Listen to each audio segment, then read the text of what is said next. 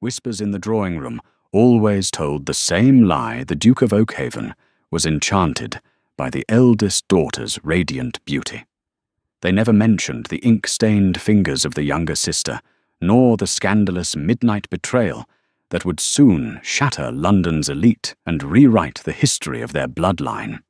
History books and society papers of 1888 painted a very specific picture of the Stanhope family, but the private letters preserved in the archives of Coutts and Company Bank tell the real agonizing truth.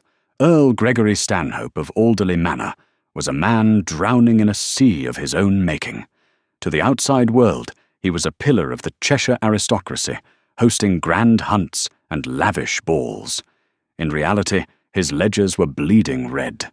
He owed £40,000 to private syndicates, some heavily tied to the Rothschild banking empire, and the family was weeks away from total unmitigated ruin.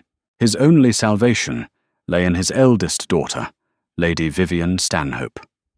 Vivian was, by all accounts, a masterpiece of genetic luck and rigorous grooming. With spun gold hair, porcelain skin, and eyes the colour of a summer sky, she was the undisputed diamond of the season.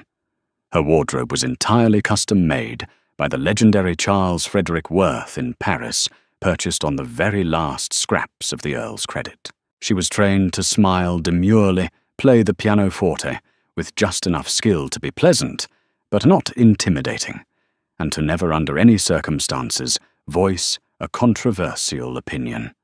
She was a golden swan, bred for a single brutal purpose: to ensnare a man wealthy enough to buy her family's salvation. And the target had been chosen: Lord Nathaniel Harrington, the Duke of Oakhaven. Nathaniel was not a typical aristocrat living off fading glory. At 28, he was a formidable force. Aside from his vast ancestral lands in Derbyshire, he possessed shrewd business acumen, holding lucrative shares in the expanding Great Western Railway and deep-vein coal mines in Newcastle. He was a man of cold logic, immense wealth, and quiet authority. He had come to Alderley Manor for a fortnight, ostensibly for the autumn hunt, but everyone in high society knew the true reason. He was wife-hunting, and Vivian Stanhope had been practically served to him on a silver platter. Yet while Vivian sparkled in the drawing rooms, the true spine of the Stanhope family resided entirely in the shadows. Lady Genevieve Stanhope, known to the servants as Miss Jenny, was the Earl's daughter, from his first largely unloved wife. Where Vivian was blindingly radiant, Genevieve was easily overlooked. She had dark, unruly brown hair, sharp hazel eyes, and a complexion entirely too pale from spending her days indoors. She wore her sister's altered 3-year-old gowns and was explicitly forbidden from attending the main dinners when important guests were present. The Earl deemed her plainness a distraction from Vivian's perfection. But Genevieve was the only reason the roof had not literally caved in on Alderley Manor. It was Genevieve who sat up until 3 in the morning, her fingers stained black with ink, manipulating the estate's crumbling ledgers, writing desperate pleas for extensions to creditors, and convincing the head butler and the cook to stay on, despite their wages being 3 months in arrears. She was a brilliant pragmatic survivor, locked in a gilded cage. When Duke Nathaniel Harrington's magnificent black-lacquered carriage arrived in the sweeping driveway of Alderley Manor, the entire household held its breath. Rain lashed against the cobblestones, adding a dramatic flair to his entrance. He stepped out, a tall, imposing figure, wrapped in a heavy charcoal overcoat, his jaw set in a line of weary resignation. He knew exactly what this visit was. He expected a parade of desperate flirtations and orchestrated perfection. That evening, the grand dining room was lit by hundreds of expensive beeswax candles ordered by Genevieve on a terrifying promise of future payment. Vivian was seated to the Duke's right, wearing a breathtaking gown of emerald silk. She dazzled. She laughed musically at every mild pleasantry Nathaniel offered. She recited safe, rehearsed opinions on the Italian opera. Nathaniel played his part flawlessly. He was polite, attentive, and entirely hollowed out by boredom. He recognized Vivian for exactly what she was, a beautiful empty vessel holding her father's ambitions. From the absolute far end of the impossibly long mahogany table seated near the draughty kitchen door, Genevieve observed them. She didn't look at the Duke with awe or desperation. She looked at him with calculating curiosity. She watched how his eyes slightly glazed over when Vivian spoke for too long. She noticed how his hand tapped a restless rhythmic beat against his crystal wine glass. He was a man trapped in a performance, just as they all were. At one point, the Duke's piercing grey eyes drifted down the length of the table and collided directly with Genevieve's. For a fractured second, the invisible wall between the glittering elite and the forgotten daughter fell away. Genevieve did not lower her gaze. She simply raised a single knowing eyebrow, a silent acknowledgement of the sheer absurdity of the theatrical display happening around them. Nathaniel blinked, genuinely startled. Before he could register the sharp intelligence in the forgotten sister's eyes, Earl Gregory loudly proposed a toast, violently yanking the Duke's attention back to the Golden Swan. But the seed had been planted. The flawless facade of Alderley Manor had a crack, and Nathaniel Harrington was a man who made his fortune by digging beneath the surface. The first week of the Duke's stay proceeded exactly according to the Earl's desperate script. There were morning rides across the moors where Vivian rode side saddle on a gentle white mare, looking picturesque against the autumn foliage. There were afternoon teas in the rose garden and evening card games where Vivian was miraculously allowed to win. But a crushing claustrophobia began to settle over Nathaniel. The more time he spent with Vivian, the more he realized the terrifying void beneath her beauty. If he mentioned the recent strikes in the northern factories, she smiled blankly and offered a quote about the weather. If he asked about the history of her family's estate, she recited a paragraph that sounded exactly like a memorized tour guide's pamphlet. It was on the fifth night during a violent thunderstorm that rattled the ancient windows of Alderley Manor that the neatly arranged pieces of the Earl's board game began to shatter. Unable to sleep, Nathaniel abandoned his luxurious guest chambers and wandered the dark, echoing halls of the estate. He sought the library, hoping to find a decent snifter of brandy and a book to numb his racing mind. He opened the heavy oak doors, expecting total darkness. Instead, he found the faint, flickering glow of a single oil lamp in the attached glass conservatory. There, surrounded by the shadows of overgrown ferns and the relentless drumming of rain against the glass roof, was Genevieve. She was not posed for a portrait. She was sitting cross-legged on the cold stone floor, completely absorbed in a massive leather-bound ledger. Stacks of crumpled paper and terrifyingly urgent letters from London banks surrounded her. She wore a simple faded blue day dress, her dark hair hastily pinned up with several unruly strands, framing a face tight with exhaustion. Nathaniel stepped into the conservatory, the floorboards creaking softly under his leather boots. Genevieve gasped, her head snapping up. In a panic, she instinctively threw her arms over the ledgers, trying to hide the crimson ink that detailed her family's imminent bankruptcy. "Your Grace." She breathed, her voice trembling slightly, though not from awe but from the terror of being caught holding the family's ruinous secrets. "Forgive the intrusion," Nathaniel said, his deep voice cutting through the sound of the rain. He didn't retreat. Instead, he stepped closer, his eyes narrowing as he took in the chaotic sea of financial documents. "I was unaware the Stanhope estate employed a midnight accountant." Genevieve swallowed hard, slowly standing up to face him.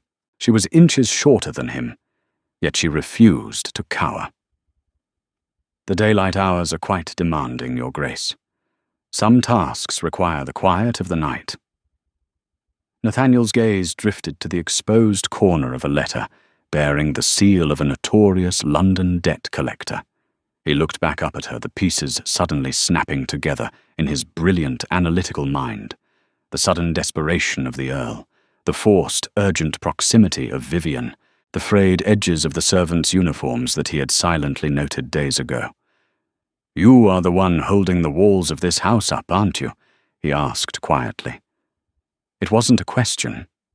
It was a realization. Genevieve lifted her chin, a defensive fire igniting in her hazel eyes. I do not know what you mean. My father manages the estate. Your father manages the hunt and the wine cellar, Nathaniel countered, taking another step closer, entirely invading her personal space. The scent of rain, old paper, and lavender surrounded them. But whoever is writing to the Rothschild syndicate, begging for a 3-month deferment on a crippling loan, that requires a sharper mind than the Earl possesses. Genevieve went rigid. If you intend to use this to humiliate my family, Your Grace, you may save your breath. The vultures will descend soon enough. You can simply take your carriage back to London and leave us to our fate. Nathaniel was stunned. He was surrounded by sycophants who agreed with his every word, women who fainted at his smile, and men who feared his wealth. Yet here was a 19-year-old girl, standing in a crumbling conservatory, wearing a faded dress, fiercely daring a duke to do his worst.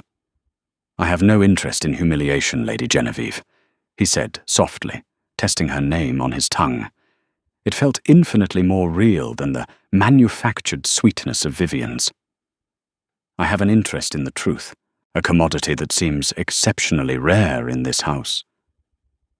That night marked a dangerous shift. The following days became a torturous double life for the Duke. By day he continued the pantomime with the Golden Swan, walking with Vivian through the gardens, feeling his soul wither with every hollow conversation. But by night he sought the shadows. He would find Genevieve in the library in the unused East Wing, or in the stables long after the grooms had gone to sleep. They argued over politics, debated philosophy, and slowly the cold, stoic Duke found himself violently, irrevocably drawn to the fierce, forgotten sister. She did not flatter him. She challenged him. She made him feel alive in a way the rigid rules of high society had entirely suffocated. But reality, with all its ugly complications, was about to tear their secret world apart. What Nathaniel did not know, what even Genevieve's sharp eyes had missed in her exhaustion, was that Vivian's hollow demeanor wasn't just a product of poor education. It was a panicked distraction. Vivian, the perfect, obedient daughter, was living a devastating lie of her own. For months, Vivian had been engaged in a highly reckless, deeply scandalous affair with Lieutenant Theodore Hastings, a penniless cavalry officer stationed at a nearby regiment. Theodore had no title, no fortune, and no future. But he had Vivian's heart. She knew that marrying the Duke was her duty, but as the inevitable proposal loomed closer, her desperation made her careless. The climax of their deception arrived exactly 3 nights before the Duke was scheduled to depart. It was past midnight. Nathaniel, unable to sleep, was walking the perimeter of the manor's massive hedge maze, hoping to catch a glimpse of Genevieve in the library window. Instead, the moonlight caught the rustle of a heavy velvet cloak slipping through the iron gates of the garden. His instincts flared. He moved silently through the wet grass, following the shadowy figure toward the old abandoned hunting lodge at the edge of the property. As he approached, he heard the low, urgent murmur of voices. A man and a woman. Nathaniel stepped onto the rotting porch of the lodge and pushed the heavy wooden door open just a fraction. The moonlight sliced through the darkness, illuminating 2 figures locked in a desperate embrace. He recognized the golden blonde hair instantly. It was Vivian, weeping against the chest of a man in a damp military uniform. "I cannot do it, Theo." Vivian was sobbing. "The Duke is made of ice. He looks right through me.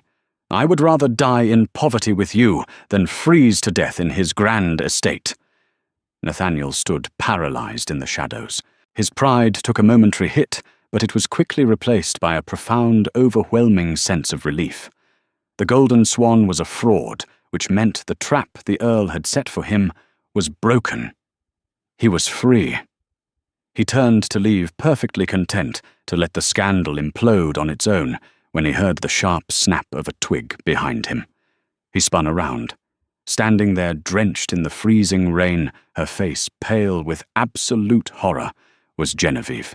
She had followed Vivian, discovering the betrayal at the exact same moment the Duke had. Genevieve looked from the lodge door to Nathaniel. In a split second, her brilliant mind calculated the catastrophic fallout. If the Duke exposed Vivian, the engagement would be ruined, the creditors would strike the very next morning, and her father would be thrown into debtor's prison. Her family would be annihilated. Before Nathaniel could speak, Genevieve did the unthinkable. She lunged forward, grabbing Nathaniel by the lapels of his heavy coat, and violently shoved him backward into the darkness of the heavy oak trees away from the lodge. She pinned him against the rough bark of a massive tree, her chest heaving, the rain plastering her dark hair to her face. "You did not see her?" Genevieve hissed her voice, a desperate, venomous whisper. "Do you understand me? You saw nothing." Nathaniel looked down at the forgotten sister, her small hands gripping his coat with shocking strength. She was sacrificing her own dignity, throwing herself into a highly compromising, scandalous position, with a man in the dead of night, all to protect the sister who had never done a single thing for her. "She is making a fool of me, Genevieve," Nathaniel whispered, back the proximity of her body, sending a dangerous electric jolt straight to his chest. "She is a terrified girl, trapped in a terrifying world." Genevieve shot back, tears of sheer panic finally mixing with the rain on her cheeks. "Punish my father. Punish me. But do not destroy her." Nathaniel stared into her fierce, beautiful, desperate eyes. In that moment, the Duke of Oakhaven realized the horrifying truth. He didn't care about the insult to his pride. He didn't care about Vivian's lover. He only cared about the woman pinning him against the tree and the terrifying length he was willing to go to in order to make her his. "I will keep her secret," Nathaniel said, his voice dropping to a low, dangerous register. "But it will cost you, Genevieve.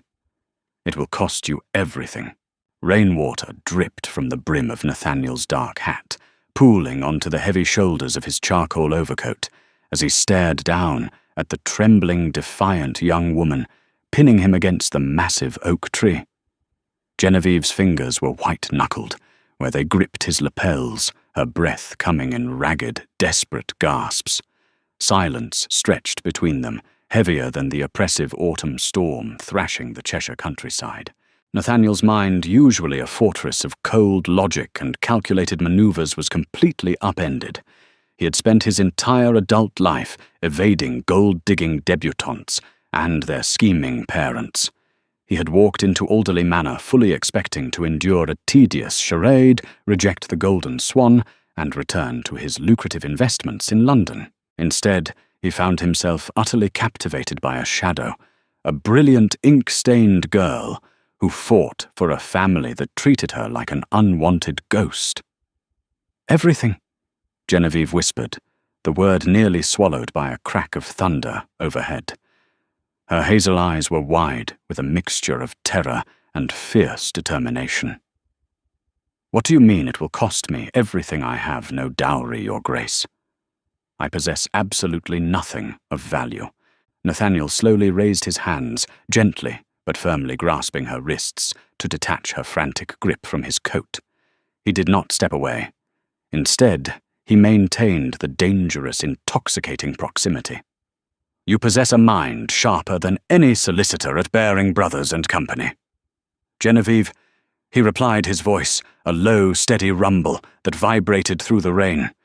"You possess a spine made of pure steel and an extraordinary capacity for loyalty. Those are commodities far rarer than a pretty face or a fat purse. My terms for keeping your sister's scandalous midnight rendezvous a secret are entirely non-negotiable. I will clear your father's debts. I will assume the entirety of the Rothschild Syndicate loans tomorrow morning by telegram. I will even ensure Lieutenant Hastings receives a sudden, highly lucrative commission in India, provided he takes your golden sister with him quietly far away from the gossip rags of Mayfair. Genevieve stopped breathing. It was a miracle. It was the exact salvation she had been praying for during those endless, agonizing nights poring over the red-stained ledgers in the conservatory. But her sharp intellect immediately sensed the invisible trap snapping shut. "And what is the price for this monumental charity, Your Grace?" "You thought," Nathaniel said simply, the single syllable falling between them like a physical weight. "You will pack your belongings before sunrise. You will accompany me to London on my private train. We will be married by special license before the end of the week. You will become the Duchess of Oakhaven, and you will never return to this decaying house again." Genevieve stumbled backward, her wet boots slipping on the muddy grass. "You are mad," she gasped, shaking her head wildly. "You cannot possibly wish to marry me. I am the plain sister. I am the forgotten embarrassment. Society will laugh you out of the House of Lords." "Let them laugh," Nathaniel countered fiercely, closing the distance between them once more. "I do not care for society, Genevieve. I care for competence. I care for truth. I need a wife who can stand beside me, not a decorative porcelain doll who will shatter at the first sign of adversity. You have spent your life managing an estate on the brink of total collapse. Imagine what you could do with an empire that is actually thriving." The following morning, Alderley Manor erupted into absolute unmitigated chaos. Earl Gregory Stanhope, a man whose entire existence was predicated on shallow appearances, nearly suffered apoplexy when the Duke of Oakhaven presented his shocking ultimatum in the oak-panelled study. The Earl's face turned a violent shade of purple as he screamed about propriety, deeply insulted that the wealthiest duke in England preferred his neglected plain daughter over the masterpiece he had meticulously bred for this exact moment. "You insult my honour, Oakhaven," Gregory bellowed, slamming his fist onto the mahogany desk. "Vivian is the diamond of the season. She is perfection. Genevieve is a miserable, stubborn mule. Your honour, Earl Gregory, is currently being auctioned off to the highest bidder in the alleyways of London's financial district," Nathaniel replied with lethal calmness, adjusting the cuffs of his immaculately tailored morning suit. He placed a thick, official-looking document onto the desk. "This is a transfer of debt. As of 9 o'clock this morning, my solicitors purchased every single promissory note you owe to the private syndicates. I am now your sole creditor. You owe me £40,000 payable immediately." The Earl collapsed into his leather chair, the colour entirely draining from his bloated face. He was trapped. The Golden Swan had failed, and the Grey Sparrow was his only remaining lifeline. By noon, a deeply terrified but secretly relieved Vivian was packed into a carriage, sent away to a convalescent retreat in the countryside, where Lieutenant Theodore Hastings would conveniently intercept her. Genevieve, wearing her best and only respectable travelling gown of dark navy wool, stood in the grand foyer.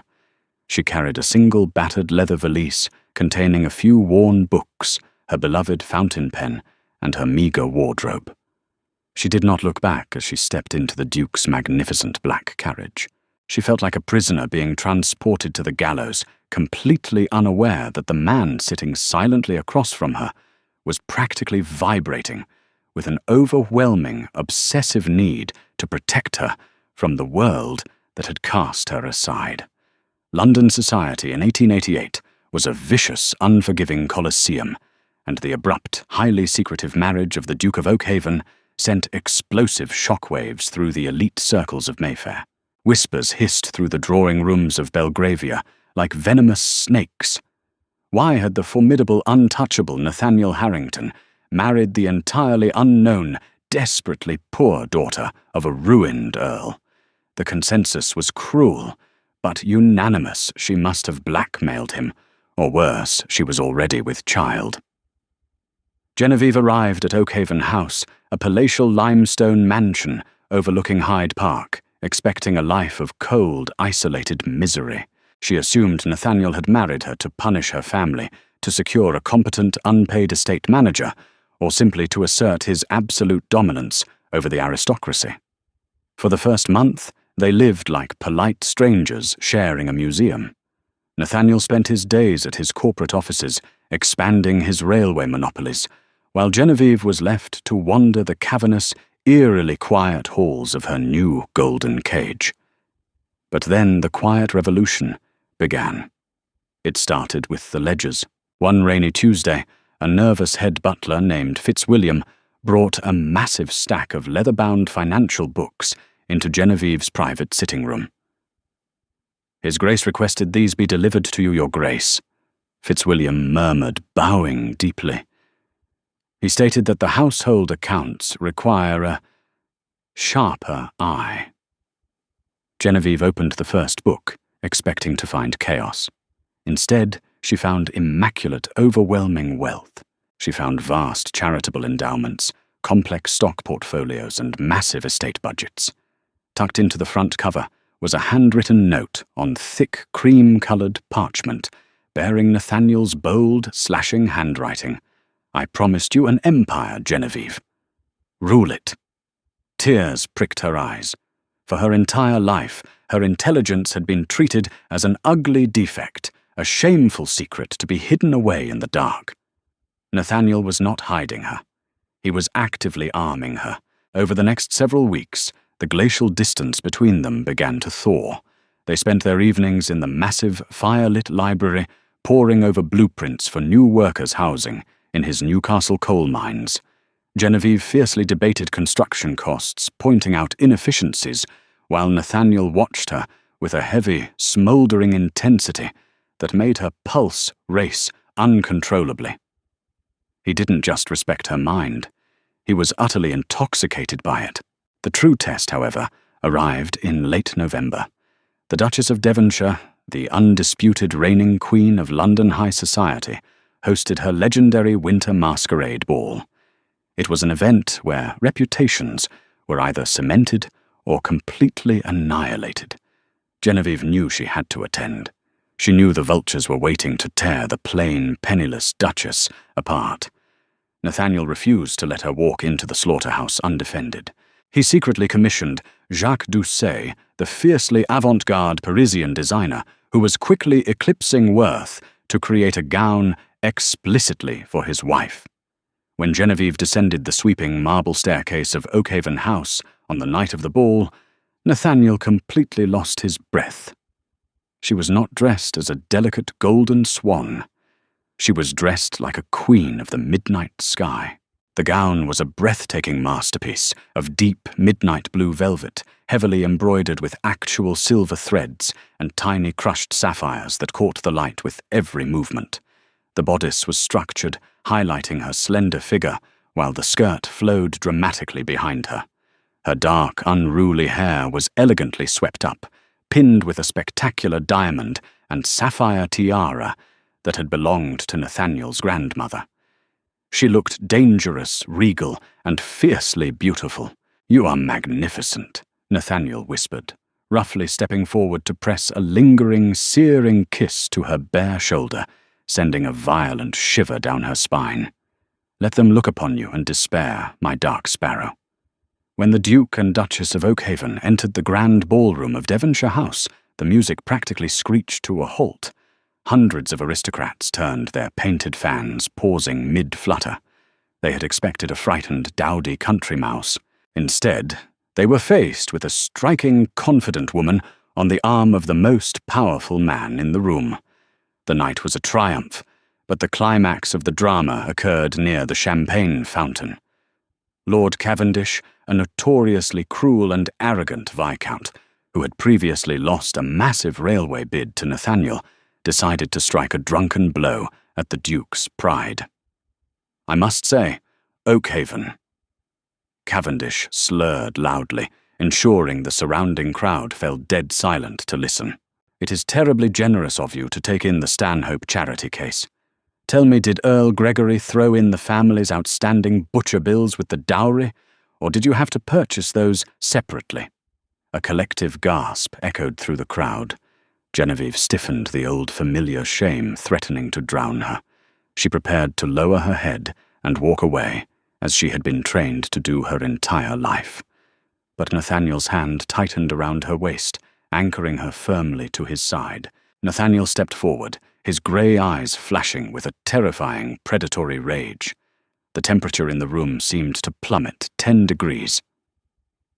"Lord Cavendish," Nathaniel said, his voice deadly quiet, yet carrying to the furthest corners of the opulent room. "My wife is not a charity case. She is the Duchess of Oakhaven. She possesses more intelligence, grace, and honor in a single breath than your entire bloodline has managed to produce in 3 centuries. As for butcher bills, I strongly suggest you concern yourself with your own ledgers, particularly the rather desperate loans you took from the Midland Bank last Tuesday. It would be a terrible shame if the primary shareholder of that bank, which happens to be my wife, decided to call those debts in tomorrow morning." The colour rapidly, violently vanished from Cavendish's face. He sputtered, backing away in sheer, unadulterated terror as the surrounding aristocrats erupted into shocked, delighted whispers. Nathaniel had just publicly handed Genevieve the ultimate power, weaponizing his vast fortune to violently defend her honour in front of the entire British aristocracy. Genevieve looked up at her husband, her heart hammering wildly against her ribcage. The cold, calculating Duke was gone. In his place stood a fiercely devoted man who would gladly burn London to the ground to keep her safe. She realized in that dizzying, magnificent moment that he had not forced her into this marriage to punish her father. He had orchestrated the entire scandalous midnight betrayal because he had fallen helplessly, irrevocably, in love with the forgotten girl in the shadows. Later that night, long after the carriage had returned them to the quiet sanctuary of Oakhaven House, Genevieve did not retreat to her separate chambers. Instead, she followed Nathaniel into the darkened library. The rain had begun to fall again, tapping softly against the massive glass windows, mirroring the night their lives had collided in the conservatory. Nathaniel turned to face her, his heavy overcoat discarded, looking at her with that same desperate hunger. Genevieve closed the distance between them, reaching up to gently touch his jawline. "You gave me the world tonight, Nathaniel," she whispered, tears finally spilling over her dark lashes. "I gave you exactly what you have always deserved, Genevieve," he murmured, pulling her flush against his chest, burying his face in the crook of her neck. "You saved your family in the dark. Now it is my turn to let you shine in the light. You are no longer the forgotten sister. You are my only priority." He kissed her not with the cold duty of an arranged marriage, but with the burning, consuming passion of a man who had finally found his equal. The Stanhope family would go down in history for their spectacular ruin and the scandalous disappearance of the Golden Swan.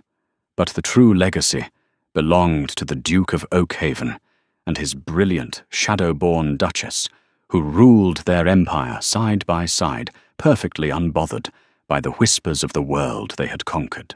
If this tale of hidden love-daring sacrifice and high-stakes aristocratic drama captured your heart, do not let the story end here. Hit that like button, share this video with fellow romance lovers, and subscribe to our channel for more thrilling tales from the past. Your support helps us uncover more forgotten historical secrets and scandals every single week. Thank you so much for watching, and see you next time.